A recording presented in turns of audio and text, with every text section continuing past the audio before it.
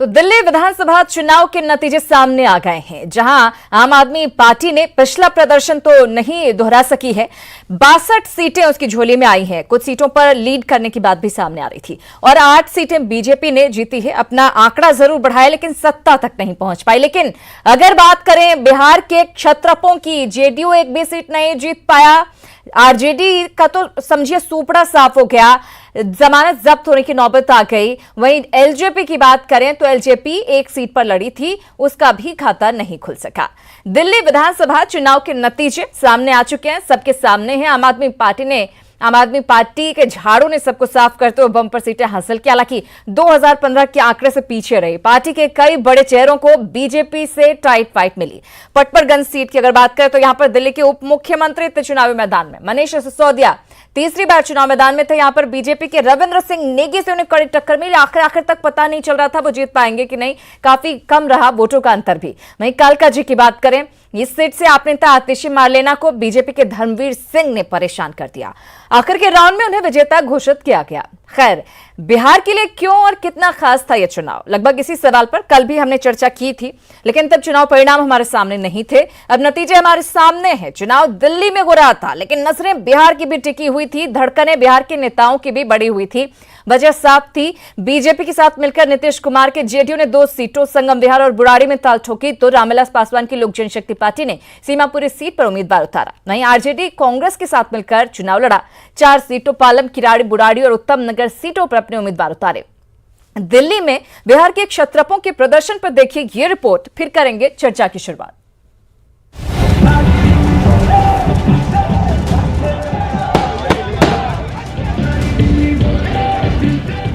आम आदमी पार्टी के समर्थकों का ये जश्न, चेहरे की यह खुशी बताने के लिए काफी है कि दिल्ली की जनता ने आपकी झोली वोटों और सीटों दोनों से भर दी है। दिल्ली में 70 सीट पर चुनाव हुए, लेकिन बिहार के लोगों की खास नजर उन 6 सीटों पर थी जहां से बिहार की क्षेत्रीय पार्टियों के उम्मीदवार चुनावी मैदान में थे। बिहार के क्षेत्रीय क्षत्रप जेडीयू, आरजेडी और एलजेपी बुराड़ी, किराड़ी, पालम, उत्तम नगर, संगम विहार और सीमापुरी से चुनावी मैदान में थे। वैसे तो 6 की 6 सीटों पर बिहार की क्षेत्रीय पार्टियों के उम्मीदवार चुनाव हार गए, लेकिन जेडीयू और एलजेपी के उम्मीदवारों का प्रदर्शन काफी हद तक सम्मानजनक रहा, जबकि आरजेडी का सिर्फ एक उम्मीदवार 2000 वोटों का आंकड़ा पार कर सका। जेडीयू 2 सीटों पर चुनाव लड़ा। बुराड़ी में शैलेंद्र कुमार को 29,452 वोट मिले, जबकि संगम विहार से जेडीयू उम्मीदवार शिवचरण लाल गुप्ता को 32,823 मत मिले। बात एलजेपी उम्मीदवार की जाए तो एलजेपी एकमात्र सीमापुरी सीट पर चुनाव लड़ी थी। सीमापुरी के एलजेपी उम्मीदवार संत लाल को 32,284 वोट मिले। वहीं आरजेडी 4 सीटों पर चुनाव लड़ा। बुराड़ी, किराड़ी, पालम और उत्तम नगर, इन चारों सीटों पर आरजेडी का प्रदर्शन बेहद खराब रहा। बुराड़ी में आरजेडी के कैंडिडेट को जहां 2045 वोट मिले, वहीं किराड़ी में आरजेडी को 256 वोट मिले, तो पालम में 519 और उत्तम नगर में 345 वोट ही मिल सके। यानी आरजेडी का प्रदर्शन अब बद से बदतर रहा, वो भी तब जब पूरे तामझाम के साथ तेजस्वी यादव ने दिल्ली में चुनाव प्रचार किया था। तमाम बड़े बड़े दावे किए थे। मतलब लालू के लाल एक बार फिर हो गए फेल। फिर से फेल हो गई तेजस्वी की रणनीति और इस हार ने तेजस्वी के तेज पर सवालिया निशान लगा दिया। Bureau report, news 18। तो आपने देखा कि बिहार का कोई भी दल एक भी सीट भले ही ना निकाल पाया हो, यानी कि जो क्षेत्रीय दल हैं, चाहे बात हम जेडीयू की करें, आरजेडी की करें या फिर एलजेपी की करें, लेकिन यहां पर जो प्रदर्शन का फर्क है वो काफी है। हमारे सभी मेहमान हमारे साथ जुड़े हुए हैं, करेंगे चर्चा की शुरुआत। प्रेम रंजन पटेल, प्रवक्ता बीजेपी, हमारे साथ जुड़े, बहुत स्वागत है आपका। दानिश रिजवान, प्रवक्ता हम, हमारे साथ जुड़े हैं, आपका भी बहुत स्वागत। आजमी बारी साहब हमारे साथ जुड़े हैं, कांग्रेस नेता, बहुत स्वागत आपका भी सर।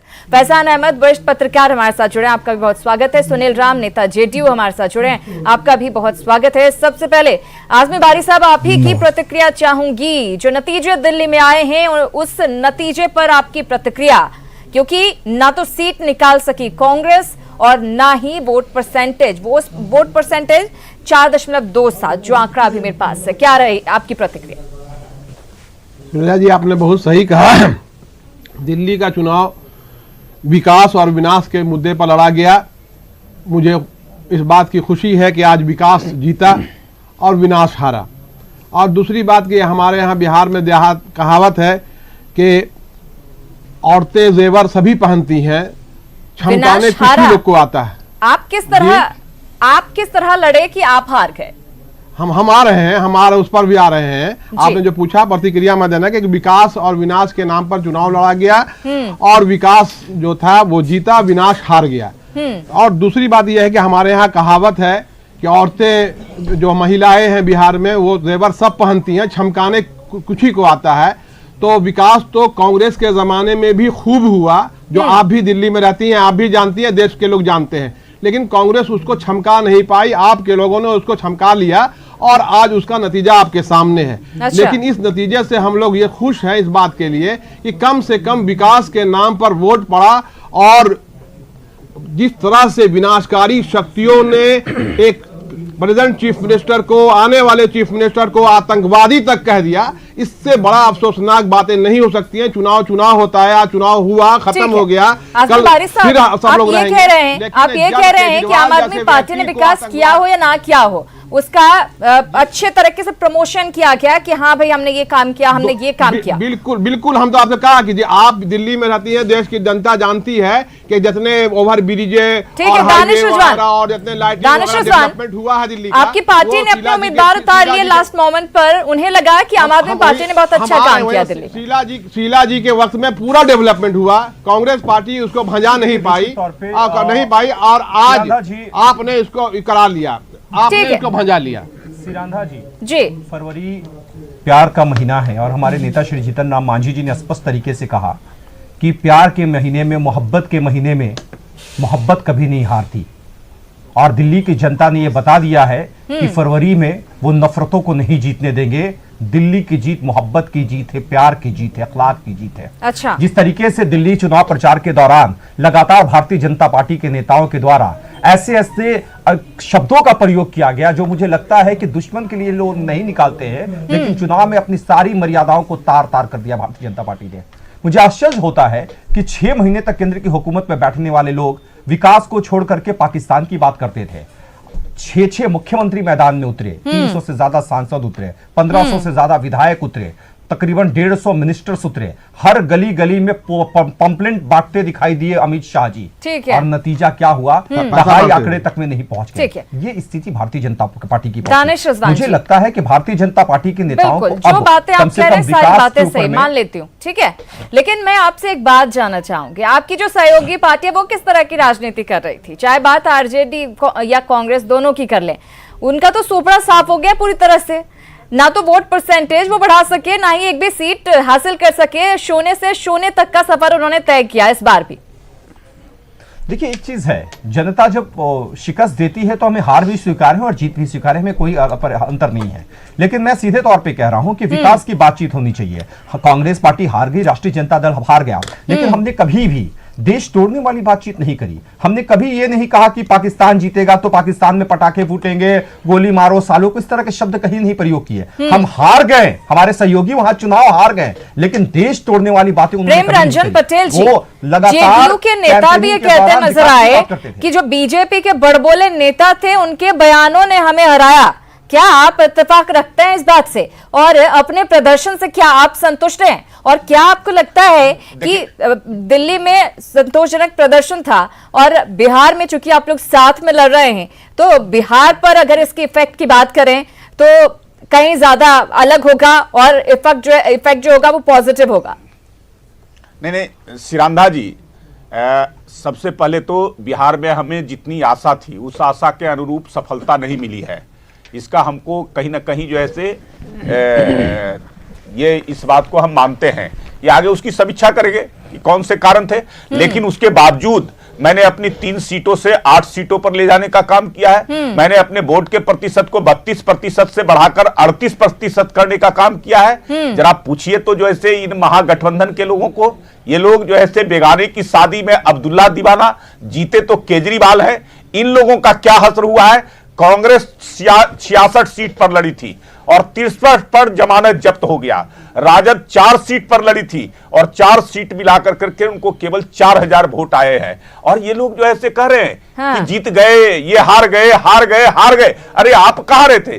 जीते हैं केजरीवाल। विकास के नाम पर और राष्ट्रवाद के नाम पर वहां चुनाव हुआ। मेरा सवाल ये था कि आप मानते हैं कि आपकी पार्टी के बड़बोले नेताओं के बयानों की वजह से ऐसा हुआ? पाकिस्तान और हिंदुस्तान की लड़ाई बना रहे थे, साथ ही गोली मारो और ऐसे बयान आ रहे थे सामने। के नाम पर केजरीवाल को पसंद किया है। जी, क्या आप इस बात को मानते हैं? क्योंकि जेडीयू की तरफ से भी यह बयान आया कि जो बड़बोले नेता हैं बीजेपी के, उनके जो बयान रहे उसने नतीजे को बहुत इफेक्ट किया। नहीं, अब पता नहीं, मैंने तो कोई ऐसा बयान नहीं देखा है कोई जदयू के तरफ से बोले हैं। लेकिन जदयू का 2 उम्मीदवार थे, दोनों बहुत अच्छी स्थिति में चुनाव हार गए। अच्छा, लेकिन बहुत मजबूती के साथ चुनाव लड़े। कि उन बयानों का कुछ भी फर्क पड़ा है, कुछ असर पड़ा है जो दिल्ली चुनाव के दौरान आपकी पार्टी के नेता दे रहे थे? और हमारा जिस प्रकार से जितना होना चाहिए था वहां वो रिजल्ट नहीं हुआ है। लेकिन प्रदर्शन हमारा खराब नहीं था, बहुत ही बढ़िया प्रदर्शन और पूरी मजबूती के साथ हम पूरा गठबंधन, एनडीए गठबंधन, हम साथ मिलकर करके चुनाव लड़े। इनका बिखरा हुआ था प्रदर्शन से संतुष्ट हैं? और इनके गठबंधन को दिल्ली की जनता ने पूरी तरह से नकार दिया और आगे भी जो ऐसे इसी तरह से प्रदर्शन से जाते रहेंगे। हमें बहुत दिल्ली के प्रदर्शन से हम बहुत ही संतुष्ट है। हमने बहुत ही अच्छा मजबूती से फाइट किया है और जो रिजल्ट है हम उनका सम्मान करते हैं, आदर करते हैं। लेकिन हम लोग ने जो तैयारी किया था, जनता ने हमको जो मैंडेट दिया है, ठीक है हम नहीं जीत पाए, लेकिन हमारी पार्टी की मजबूती और उपस्थिति अच्छी थी। तो ये निराशाजनक नहीं है कि एक भी सीट नहीं निकाल पाए?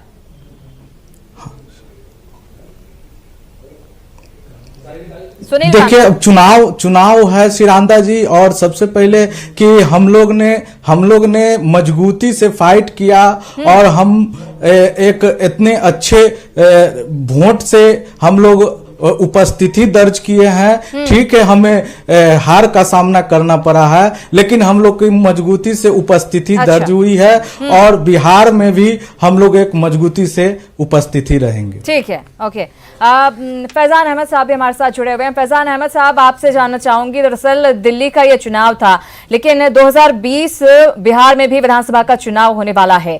और अगर बात असर की करें, कल भी हालांकि ऑलमोस्ट यही हमारा टॉपिक था, लेकिन आज चुके नतीजे हम सबके सामने और हमने देखा है कि किस तरीके से, चाहे जेडीयू हो, एलजेपी हो या फिर आरजेडी हो, मतलब एक तरह से कह सकते हैं कि बहुत ही बुरी हालत रही, खासतौर से आरजेडी की। लेकिन उसके बावजूद इस बात से ये नेता उत्साहित नजर आ रहे हैं कि आम आदमी पार्टी ने जीत हासिल की। इनको ऐसा लग रहा है कि बीजेपी के खिलाफ लहर है। क्या ऐसी बात लगती है? देखिए, दिल्ली का चुनाव बड़ा ही दिलचस्प हुआ है और शायद ये चुनाव एक नया इतिहास भी रच रहा है, जहां बहुत सी पार्टियां इलेक्शन हारने के बाद बहुत खुश हैं। और वो मैं बिहार के ही कंटेक्स्ट में कह रहा हूँ, यहाँ की 4 रीजनल पार्टीज़ ने वहाँ इलेक्शन लड़ा। राजद ने कांग्रेस के साथ और जनता दल यूनाइटेड ने बीजेपी के साथ मिलकर लड़ा। जीतन राम मांझी की पार्टी ने भी 2 कैंडिडेट वहाँ खड़े किए थे, एक अरविंद केजरीवाल के खिलाफ और दूसरा मनीष सिसोदिया के खिलाफ में।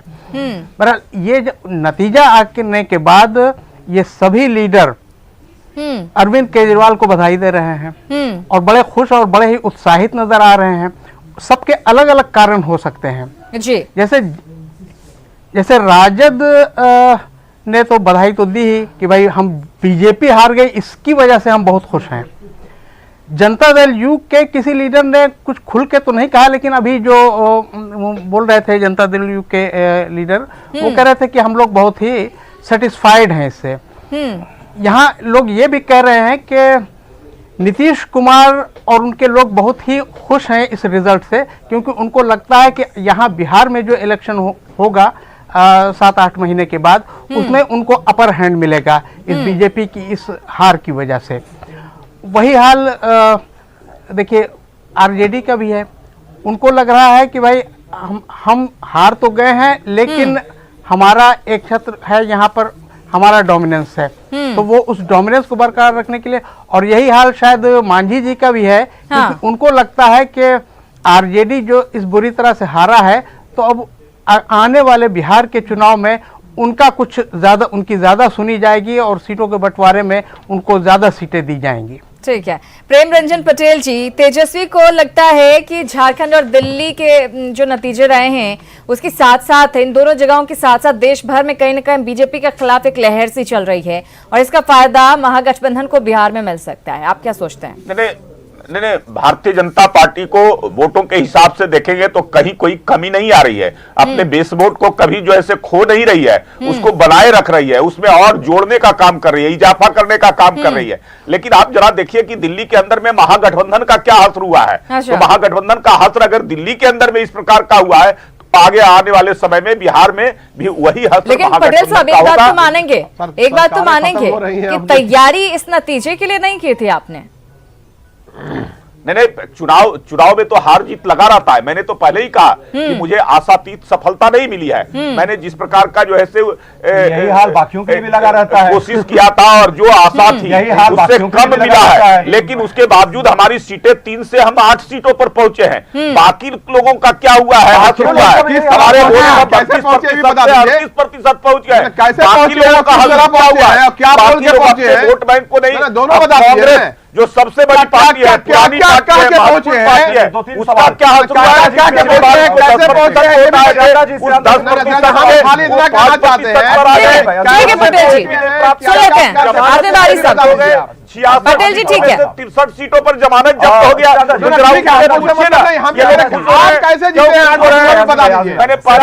दानिश रिजवान जी और आजमी बारी जी, बारी बारी से बोले तो सबको समझ में आएगा। प्लीज, मेरे 2-3 सवाल। ठीक है दानिश जी बोलिए। इनके 2-3 नेताओं ने, जैसे कपिल मिश्रा ने कहा कि ये चुनाव इंडिया पाकिस्तान का चुनाव है। ये क्या बात, नेताओं को क्यों रखा हुआ आपने?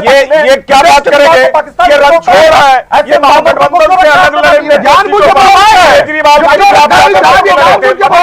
के खिलाफ लड़ेंगे और उसके बाद बीच में भाजपा पड़ा और केजरीवाल के लिए चले थे। उनको लगता था कि महागठबंधन। अच्छा ठीक है ठीक है ठीक है ठीक है, आजमी बारी साहब, बस आजमी बारी साहब लगातार आरजेडी कांग्रेस, हम सभी ये कहते हुए नजर आ रहे हैं कि विकास की जीत हुई है, काम की जीत हुई है। क्या बिहार में ऐसा देखने को मिल सकता है? क्या हम उम्मीद करें कि बिहार में विकास के नाम पर वोट होगा, जाति और धर्म की राजनीति से ऊपर उठकर? क्या ऐसा संभव नजर आता है? प्रगति किया तो हम सिर्फ ये कहना चाहते हैं, भारत के बताने वाला Bharatiya Janata party Patel ji please, और दिल्ली के भाजपा को पहुंचाने का काम क्या है? इस बात को ये घोतक है कि भारतीय जनता पार्टी किसी की आवाज समझ में आ रही है तो मुझे ना तो दर्शकों को। बोलने वाले लोग दूसरे को बोलने भी नहीं देंगे। हम ये कह रहे थे कि बहुत, आप कह रहे हैं कि मैं 3 से 8 हो गया, बहुत बधाई आपको। अरे आपका आप जरा बता दीजिए, सुनिए ना, इनको बता दीजिए, ये 64 सीट लड़े थे और 3 सीटों पर जमानत जब्त है, 63 सीटों पर जमानत समाप्त। बड़ी पार्टी, पुरानी पार्टी, केजरीवाल के पहले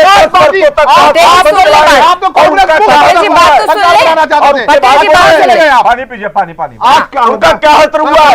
अच्छा लगे। और उसके बावजूद हम ये कह रहे हैं, बधाई दे रहे हैं, हम ये कह रहे हैं कि खाली किस, अरे आपको कुछ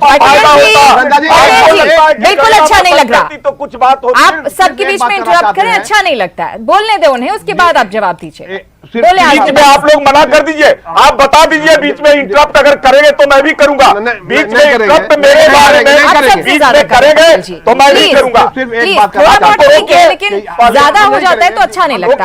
बात समझ में जी, कि जिस तरह से इन्होंने कहा कि 3 से 8, इनको बधाई, लेकिन खाली इनको ये बोलना चाहिए कि किस तरह से ये रास्ता इन्होंने तय किया। देश खत्म हो जाए, देश बर्बाद हो जाए, टीडीपी खत्म हो जाए, नौकरी खत्म हो जाए, उससे कोई चिंता नहीं, इनको सीट आ जानी चाहिए। और ये जो सपना देख रहे थे कि कांग्रेस मुक्त भारत का, आज बीजेपी मुक्त भारत होने की स्थिति में आ चुका है। झारखंड के बाद दिल्ली, और आने वाले दिनों में आशा ही नहीं, पूर्ण विश्वास है कि बिहार